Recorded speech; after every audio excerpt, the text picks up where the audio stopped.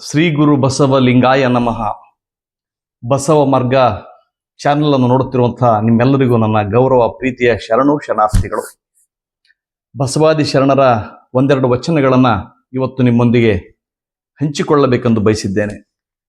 ನಾನು ಚಿಕ್ಕವನಿರುವಾಗ ನಮ್ಮ ತಾತ, ನಮ್ಮ ಮುತ್ಯ ಗುರ್ರಪ್ಪ ಯಜಮಾನರ ಜೊತೆ ನಮ್ಮ ತೋಟಕ್ಕೆ ಹೋಗ್ತಿದ್ದೆ.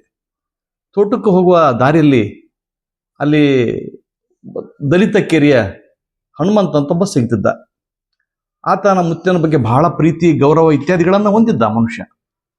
ನಮ್ಮ ಮನೆಗೂ ಕೂಡ ಆಗಾಗ ಬರ್ತಿದ್ದ. ಬಂದಾಗ ಕೂಡ ನಮ್ಮ ಮುತ್ಯ ಅವರನ್ನ ಗೌರವದಿಂದ ಪ್ರೀತಿಯಿಂದ ಕಾಣ್ತಿದ್ದ. ಅದರಲ್ಲಿ ಎರಡು ಮಾತುಗಳೇ ಇಲ್ಲ. ನಮ್ಮಲ್ಲಿ ಮುಟ್ಟು, ತಟ್ಟು, ಮೈಲಿಗೆ ಇತ್ಯಾದಿಗಳು ಯಾವುದೂ ಇರಲಿಲ್ಲ.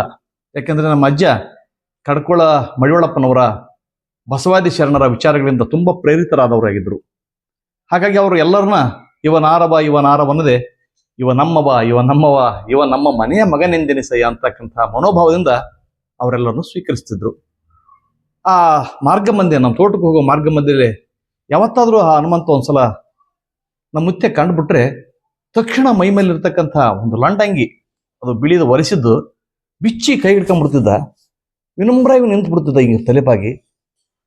ತನ್ನ ಕಾಲಲ್ಲಿ ಹಾಕಿದಂಥ ಚಪ್ಪಲಿಗಳನ್ನ ಗಸಕ್ಕನೆ ಅಲ್ಲಿರ್ತಕ್ಕಂಥ ಮುಳ್ಳು ಕಂಟಿ ಮೇಲೆ ಎಸ್ದು ಬಿಡ್ತಿದ್ದ.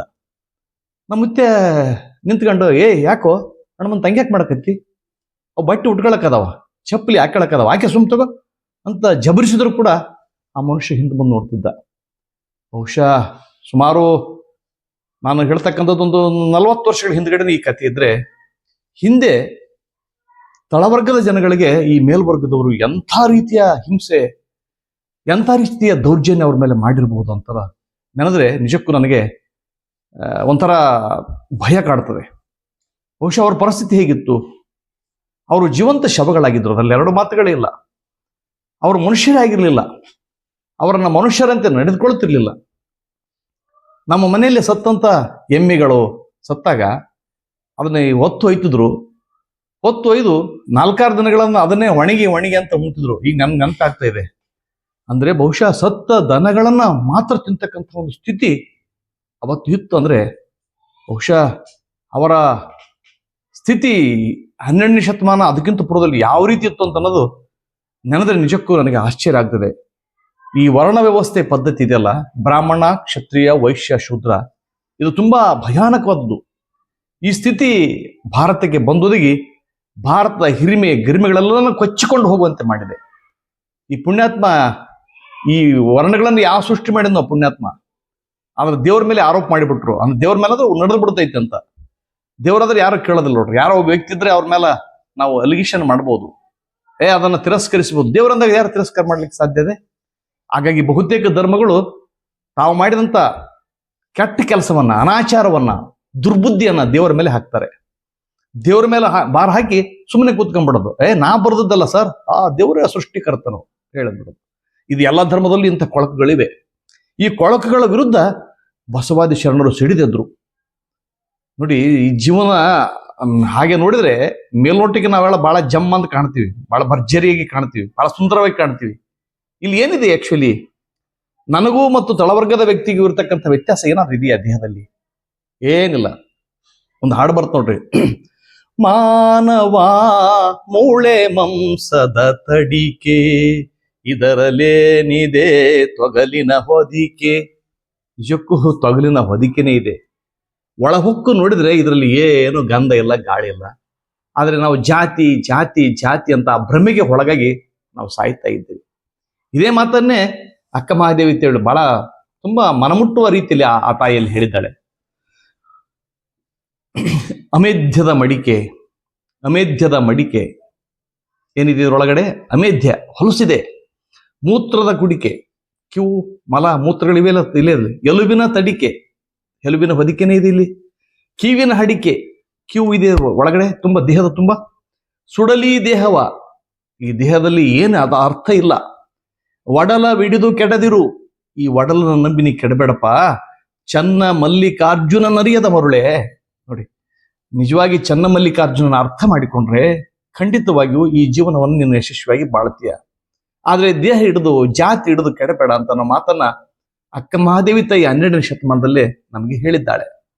ಆದ್ರೂ ಕೂಡ ಆ ತತ್ವವನ್ನ, ಆ ಚಿಂತನೆಗಳನ್ನ ಅರ್ಥ ಮಾಡಿಕೊಂಡು ಬದುಕ್ತಕ್ಕಂಥ ಮನಸ್ಥಿತಿಯಲ್ಲಿ ನಾವಿಲ್ಲ. ಅವತ್ತು ಇತ್ತು, ಇವತ್ತು ಕೆಲವು ಹಳ್ಳಿಗಳಲ್ಲಿ ಇನ್ನೂ ಇರ್ಬೋದು, ನಮ್ಮೂರಲ್ಲೂ ಇತ್ತು. ಅದರಲ್ಲೇ ಎರಡು ಮಾತುಗಳಿಲ್ಲ. ಎರಡು ಓಣಿಗಳಿದ್ವು. ಅದು ಅವರ ಓಣಿ, ಇದು ಇವರ ಓಣಿ, ಮಗದೊಬ್ಬರ ಓಣಿ ಅಂತ. ಇದನ್ನು ಕಂಡು ಬಂತಾದೇವಿ ಹೇಳ್ತಾಳೆ, ಎಂಥ ಮಾತ್ರೆ ಅದು. ಆಕೆ ಹೇಳ್ತಕ್ಕಂಥ ಮಾತುಗಳನ್ನು ಕೇಳಿದ್ರೆ ನಿಜಕ್ಕೂ ನಾವು ಪರಿವರ್ತನೆಗೊಳ್ಬೇಕು. ಮನುಷ್ಯರು ಮಾತ್ರ ಪರಿವರ್ತನೆಗೊಳ್ತಾರೆ. ಮನುಷ್ಯರು ಮಾತ್ರ ತಪ್ಪನ್ನು ತಿದ್ದಿಕೊಂಡು ಸರಿದಾರಿಗೆ ಹೋಗ್ತಾರೆ. ಮನುಷ್ಯರಲ್ಲದವರು ಆಲೋಚನೆ ಮಾಡೋದಲ್ಲ, ಆ ಮಾತು ಬೇರೆ. ಆದರೆ ಮನುಷ್ಯರಲ್ಲದ ಬಹಳಷ್ಟು ಜನಗಳು ಧರ್ಮದ ಗುತ್ತಿಗೆ ನಡೆದಿದ್ದಾರೆ. ಅವರಲ್ಲಿ ಮನುಷ್ಯತ್ವ ಇರ್ತದೆ ಅನ್ನೋದಿಲ್ಲ, ಪೈಶಾಚಿಕತನ ಇದೆ ಸಂಪೂರ್ಣ. ಎಲ್ಲರನ್ನೂ ಕೀಳಾಗಿ ಕಾಣ್ತಕ್ಕಂಥ ಮನೋಧರ್ಮ ಇದೆ ಅವರಲ್ಲಿ. ಮೇಲಿರಿಮೆ ಅವರಲ್ಲಿ ತುಂಬಿ ತುಳುಕ್ತಾ ಇದೆ. ಮೇಲಿರಿಮೆ ಅನ್ನೋದು ಕೂಡ ಒಂದು ರೋಗನೇ, ಮೇಲ್ಜಾತಿ ಅನ್ನೋದು ಕೂಡ ಒಂದು ರೋಗನೇ. ಈ ರೋಗ ಉಲ್ಬಣವಾದಾಗ ಮನುಷ್ಯ ನಿಜಕ್ಕೂ ಮನುಷ್ಯನಾಗಿ ಆತ ಇರಲಾರ. ಇದನ್ನೇ ಬಂತಾದೇವಿ ತಾಯಿ ಹೇಳ್ತಾಳೆ, ಊರ ಒಳಗಣ ಬಯಲು, ಊರ ಹೊರಗಣ ಬಯಲು, ಊರ ಒಳಗಣ ಬಯಲೆಂದುಂಟೆ. ಬಯಲ ಹೇಳ್ತಾ ಇದ್ರಿ ನೀವು, ಊರ ಒಳಗೊಂದು ಬಯಲದ, ಊರ ಹೊರಗೊಂದು ಬಯಲ ಅನ್ನಕ್ ಬರ್ತೈತೇನ? ಊರ ಒಳಗಣ ಬಯಲು, ಊರ ಹೊರಗಣ ಬಯಲೆಂದುಂಟೆ. ಊರೊಳಗೆ ಬ್ರಾಹ್ಮಣ ಬಯಲು ಅಂತ ನೋಡ್ರಿ. ಊರ ಒಳಗೆ ಬ್ರಾಹ್ಮಣ ಬಯಲು, ಊರ ಹೊರಗೆ ಒಲೆ ಬಯಲೊಂದುಂಟೆ. ನೋಡ, ಅವತ್ತು ಎರಡು ಪ್ರಮುಖವಾದಂಥ ಬಯಲುಗಳನ್ನು ಮಾಡಿದವರು. ಊರೊಳಗೊಂದಪ್ಪ, ಊರು ಹೊರಗೊಂದಪ್ಪ. ಊರು ಹೊರಗಿದ್ದರಿಗೆ ಅವ್ರು ಇಟ್ಬಿಟ್ಟಿದ್ರು ಪಾಪ. ನಿಜಕ್ಕೂ ಅವರು ಇರುವ ಸಲುವಾಗಿ ಇವರು ಜೀವನ ಬಹಳ ಅದ್ಭುತವಾಗಿತ್ತು, ಆ ಮಾತು ಬೇರೆ. ಆದ್ರೆ ಅವರಿಂದ ಇವ್ರ ಜೀವನ ಸಾಗಿಸಕ್ಕೆ ಸಾಧ್ಯನೇ ಇಲ್ಲ. ಅವ್ರನ್ನೇ ಕನಿಷ್ಠ ಅಂತ ಇವ್ರು ತಿಳಿತಾ ಇದ್ರು. ಅದನ್ನೇ ಪ್ರಶ್ನೆ ಮಾಡ್ತಾಳೆ ಬಂತಾದೇವಿ ತಾಯಿ, ಊರೊಳಗೆ ಬ್ರಾಹ್ಮಣ ಬಯಲು, ಊರ ಹೊರಗೆ ಹೊಲೆ ಬಯಲೆಂದುಂಟೆ. ಎಲ್ಲಿ ನೋಡಿದಡಿಯೂ ಬಯಲೊಂದೇ. ಬಯಲು ಬೇರೆ ಅದನ? ಊರ ಒಳಗೆ ಬ್ರಾಹ್ಮಣ ಬಯಲು ಅದಕ್ಕೇನು ಆಕಾರ ಇದೆಯೇನು? ಊರ ಹೊರಗೆ ಒಲೆ ಬಯಲು ಅದಕ್ಕೇನು ಆಕಾರ ಇದೆಯೇನು? ಸಾಧ್ಯವೇ ಇಲ್ಲ. ಎಲ್ಲ ಬಯಲು ಒಂದೇ. ಬಯಲು ಬಯಲನ್ನು ಬಿತ್ತಿ, ಬಯಲು ಬಯಲನ್ನು ಬೆಳೆದು, ಬಯಲು ಬಯಲಾಗಿ ಬಯಲಾದ ಬಯಲ ಜೀವಿಗಳು ಅಂತ ಹೇಳ್ತಾರೆ ಶರಣರು. ಆ ಬಯಲಾಗುವ ಜೀವಿಗಳಿಗೂ ಇಷ್ಟೆಲ್ಲ ಕಟ್ಟುಪಾಡುಗಳು.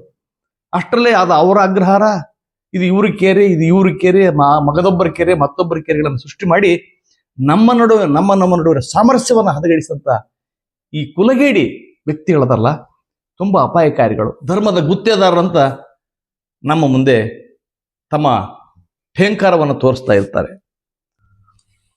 ಇದನ್ನೆಲ್ಲ ಗಮನಿಸಿದಂತ ಬಸವಣ್ಣವ್ರು ಹೇಳ್ತಾರೆ, ಪ್ರತಿಭೆಗೆ ಜಾತಿ ಮುಖ್ಯ ಅಲ್ರಿ. ಜಾತಿ ಇಲ್ಲದ ಪ್ರತಿಭೆಗಳು ಹುಟ್ಟಲಿಕ್ಕೆ ಸಾಧ್ಯ ಇಲ್ಲ. ಯಾವತ್ತು ಪ್ರತಿಭೆ ಬಡವನ ಗುಡಿಸಲೇ ಹುಟ್ಟುತ್ತದೆ, ಶ್ರಮಿಕರ ಎದೆಯಲ್ಲೇ ಹುಟ್ಟುತ್ತದೆ. ಅವರು ನಿಜಕ್ಕೂ ಮಹಾನ್ ಪಂಡಿತರಾಗ್ತಾರೆ. ಅವರು ದೇಶ ಜಗತ್ತು ನೋಡ್ತಕ್ಕಂಥ ವಿಶಾಲ ಹೃದಯ ಉಳ್ಳವರಾಗ್ತಾರೆ. ಡಾಕ್ಟರ್ BR ಅಂಬೇಡ್ಕರ್ ಅವರು ಯಾವುದೊಬ್ಬ ಶ್ರೀಮಂತರ ಮನೆಯಲ್ಲಿ ಮತ್ತು ಮೇಲ್ಜಾತಿಯ ಮನೆಯಲ್ಲಿ ಹುಟ್ಟಲಿಲ್ಲ. ಆತ ಹುಟ್ಟಿದ್ದು ತಳವರ್ಗದವರ ಮನೆಯಲ್ಲಿ. ಎಲ್ಲವರ ಆ ಕಾರಣಕ್ಕೆ ನೊಂದವರ ನೋವ ನೋಯದವರೆತ್ತ ಬಲ್ಲರು ಅನ್ನುವ ರೀತಿಯಲ್ಲಿ ಆತ ಎಲ್ಲರನ್ನು ಎತ್ತಿಕೊಂಡು ಹೋದ. ನೋಡ್ರಿ, ಅವರಲ್ಲಿ ಎಂತ ಸಹೃದಯತೆ ಇದೆ. ತಳವರ್ಗದಲ್ಲಿ ಹುಟ್ಟಿದಂಥ ವ್ಯಕ್ತಿಗೆ ಎಲ್ಲರನ್ನು ಎತ್ತಿಕೊಂಡು ಹೋಗುವ ಶಕ್ತಿ ಇದೆ, ಮನಸ್ಸಿದೆ. ಆದರೆ ಮೇಲ್ವರ್ಗದಲ್ಲಿ ಹುಟ್ಟಿದ ವ್ಯಕ್ತಿಗೆ ಯಾವತ್ತೂ ಮೇಲ್ಮುಖವಾದ ಚಲನೆ ಇಲ್ಲ. ಆತನಿಗೆ ಕೆಳಗಾದ, ಕೀಳಾಗಿ ನೋಡುವಂಥ ಪ್ರವೃತ್ತಿ ಆತನಿಗೆ ಬಂದು ಬಿಟ್ಟಿದೆ. ಆದರೆ ಬಸವಣ್ಣವರು ಇಲ್ಲಿ ಪ್ರಶ್ನೆ ಮಾಡ್ತಾರೆ, ವ್ಯಾಸ ಬೋಯಿತಿಯ ಮಗ. ವ್ಯಾಸ ಉತ್ಕೃಷ್ಟವಾದ ಕಾವ್ಯಗಳನ್ನು ಬರೆದ ಅಂತ ಹೇಳ್ತಾರೆ. ಅದು ಯಾರ್ರೀ? ಆತ ಬೋವಿಯ ಮಗ. ನಾವೀಗೇನು ಬೋವಿ ಜನಾಂಗ ಅಂತ ಕರಿತೀವಲ್ಲ, ಆ ಜನಾಂಗದ ಮನುಷ್ಯ. ವ್ಯಾಸ ಬೋವಿತಿಯ ಮಗ. ಮಾರ್ಕಂಡೇಯ ದೊಡ್ಡ ಆಧ್ಯಾತ್ಮ ಜ್ಞಾನಿ, ಚಿಂತಕ, ಭಕ್ತಿ ಜ್ಞಾನ ವೈರಾಗ್ಯವುಳ್ಳಂಥ ವ್ಯಕ್ತಿ. ಮಾರ್ಕಂಡೇಯ ಮಾತಂಗಿಯ ಮಗ. ಹೇಳಿ, ಮಂಡೋದರಿ ಕಪ್ಪೆಯ ಮಗಳು. ಇತಿಹಾಸವನ್ನು ನಮ್ಮ ಕಣ್ಮುಂದೆ ಬಿಚ್ಚಿಡ್ತಾರೆ. ವ್ಯಾಸ ಬೋಯಿತಿಯ ಮಗ, ಮಾರ್ಕಂಡೇಯ ಮಾತಂಗಿಯ ಮಗ, ಮಂಡೋದರಿ ಕಪ್ಪೆಯ ಮಗಳು, ಕುಲವ ನರಸದರಿಂಬೋ, ಕುಲದಿಂದ ಮುನ್ನೇನಾದಿರಿಂಬೋ. ಕುಲ ಹುಡುಕಾಡಕ್ ಹೋಗ್ಬಿಡ್ರಪ್ಪ. ಕುಲದಿಂದ ಇನ್ನೇನೈತಿ? ಸಾಕ್ಷಾತ್ ಅಗಸ್ತ್ಯ ಕಬ್ಬಿಲ. ಅಗಸ್ತ್ಯ ಮಹರ್ಷಿ ಅಂತ ಹೇಳ್ತಾರಲ್ಲ, ಅದು ಯಾರು? ಕಬ್ಬಿಲಿಗೆರವನು. ಸಾಕ್ಷಾತ್ ಅಗಸ್ತ್ಯ ಕಬ್ಬಿಲ. ದುರ್ವಾಸ ನಿಂತಿರಲ್ಲ, ಅದು ಯಾರು? ಮಚ್ಚಿಗ. ಕಶ್ಯಪ, ಕಮ್ಮಾರ, ಕೌಂಡಿನ್ಯನೆಂಬ ಋಷಿ. ಹಿಂದೆ ಹೇಳ್ತಲ್ಲ ಸಪ್ತ ಋಷಿಗಳಿದ್ರಂತ. ಸಪ್ತ ಋಷಿಗಳಲ್ಲಿ ಯಾರು? ಮೇಲ್ವರ್ಗದವ್ರವರು? ಇಲ್ಲ, ಸುಳ್ಳು.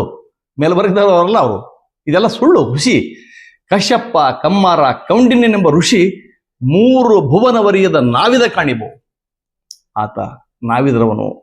ನಮ್ಮ ಕೂಡಲ ಸಂಗನ ಶರಣರ ವಚನವಿಂತೆಂದುದು ಶಪಚೋಪಿಯಾದಡೆನು ಶಿವಭಕ್ತನೇ ಕುಲಜಂಬು. ಹುಟ್ಟಿನಲ್ಲಿ ನೀವು ಕೆಳಗಂತ ಕರೆದಿರ್ಬೋದು, ಆತ ಶಿವಭಕ್ತನಾಗಿದ್ದಾನೆ, ಹಾಗಾಗಿ ಆತನೇ ಶ್ರೇಷ್ಠನಂತ ಹೇಳ್ತಾರೆ. ಕುಲಗಳಿಡಿದು ಶ್ರೇಷ್ಠ ಕನಿಷ್ಠ ಅನ್ಲಿಕ್ಕೆ ಸಾಧ್ಯ ಇಲ್ಲ. ಕುಲಗಳು ಶ್ರೇಷ್ಠವೋ ಅಲ್ಲೋ ಕನಿಷ್ಠ ಅಲ್ಲ. ಇವೆಲ್ಲ ನಾವು ಮಾಡಿಕೊಂಡಂಥವುಗಳು. ಇವುಗಳನ್ನು ಸಿಡಿದು ಇವುಗಳನ್ನು ಮೀರಿ ನಿಲ್ಲುವಂತಹ ಮನಸ್ಥಿತಿ ನಮಗೆ ಬರಲಿ. ಜೊತೆಗೆ ಈ ದೇಶದಲ್ಲಿ ಇವತ್ತು ಧರ್ಮ ನಮ್ಮನ್ನು ಆಳ್ತಾ ಇಲ್ಲ, ಸಂವಿಧಾನ ನಮ್ಮನ್ನು ಆಳ್ತಾ ಇದೆ. ಧರ್ಮವೇ ಶ್ರೇಷ್ಠ ಗ್ರಂಥ, ಧರ್ಮವೇ ಶ್ರೇಷ್ಠ ಅಲ್ಲ, ಸಂವಿಧಾನವೇ ಶ್ರೇಷ್ಠ. ಧರ್ಮಕ್ಕಿಂತಲೂ ಸಂವಿಧಾನ ಬಹಳ ದೊಡ್ಡದು. ಸಂವಿಧಾನದ ಅಡಿಯಲ್ಲಿ ನಾವೆಲ್ಲ ಬಾಳಿ ಸರ್ವರಿಗೂ ಸಮಬಾಳು, ಸರ್ವರಿಗೂ ಸಮಪಾಲು ಅನ್ನುವ ರೀತಿಯಲ್ಲಿ ನಾವೆಲ್ಲ ಬದುಕೋಣ ಅಂತ ಹೇಳ್ತಾ, ಇದುವರೆಗೆ ನನ್ನೊಂದಿಗೆ ಬಂದ ನಿಮ್ಮೆಲ್ಲರಿಗೂ ಗೌರವದ ಪ್ರೀತಿಯ ಶರಣಾರ್ಥಿಗಳು. ನಿಮ್ಮ ವಿಶ್ವಾರಾಧ್ಯ ಸತ್ಯಂಪೇಟೆ.